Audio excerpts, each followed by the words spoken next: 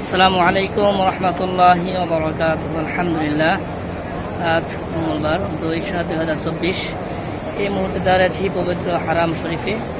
কিছুক্ষণ পরেই পবিত্র আসরের আজান হবে।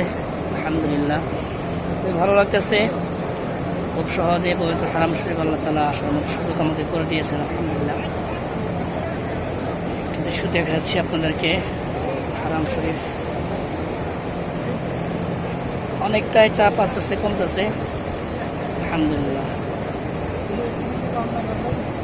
বিভিন্ন দেশের হাজি সাহেবগণ ইতিমধ্যে দেশে চলে গেছেন, আর অনেক হাজিও বাকি আছে। আল্লাহ তাআলা সবাইকে নিরাপদের সাথে যার তার গন্তব্যস্থলে পৌঁছে দিক, আমিন। আমি দাঁড়িয়ে আছি সেই মক্কার ঐতিহাসিক গোলক টাওয়ারে। দেখার চেষ্টা করি আপনাদেরকে গোলক টাওয়ারটা। দুপুর বিদায় ভালো করে দেখা যাচ্ছে না সূর্যের তাপে। গোলক টাওয়ার তাপরে খুবই সুন্দর লাগে গোলক টাওয়ারটি।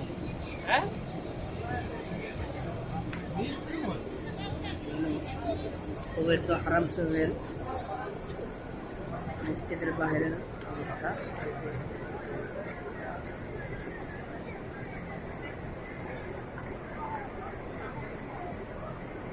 সকল যে ফ্যানগুলো বাহির আছে পানি দ্বারা হাজিদের শান্তির জন্য, একটু প্রশান্তি লাভের জন্য পানি ছিটানো হচ্ছে, দেখতে পাচ্ছেন।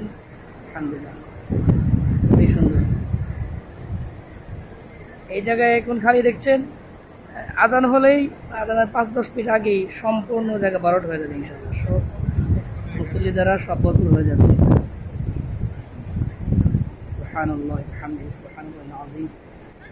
আল্লাহ তাআলা সবাইকে মসজিদুল হারামের মেহমান হিসেবে কবুল করুক, আমিন। আমার জন্য দোয়া করবেন, আল্লাহ তাআলা যেন পবিত্র হারাম শরীফে বেশি বেশি থাকার তৌফিক দান করেন। আমিও আপনার জন্য দোয়া করি, আল্লাহ তাআলা সবাইকে মসজিদুল হারামের মেহমান হিসেবে কবুল করুক, আমিন। আসসালামু আলাইকুম রহমতুল্লাহি ওয়া বারাকাতুহু।